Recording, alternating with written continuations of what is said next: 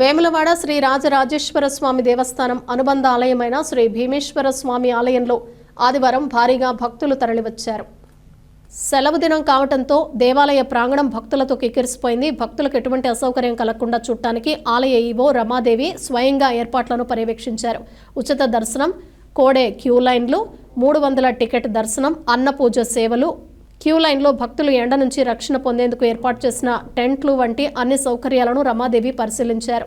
ఈ కార్యక్రమంలో EE Rajesh, DE Maipal Reddy, ఏఈఓలు బ్రహ్మన్న, శ్రీనివాస్, శ్రావణ్ కుమార్, అశోక్ కుమార్, పర్యవేక్షకులు Srinivas Sharma, Rajender, senior assistant Bhaskar, SPF సిబ్బంది, ఆలయ సిబ్బంది ఈవో వెంట ఉన్నారు.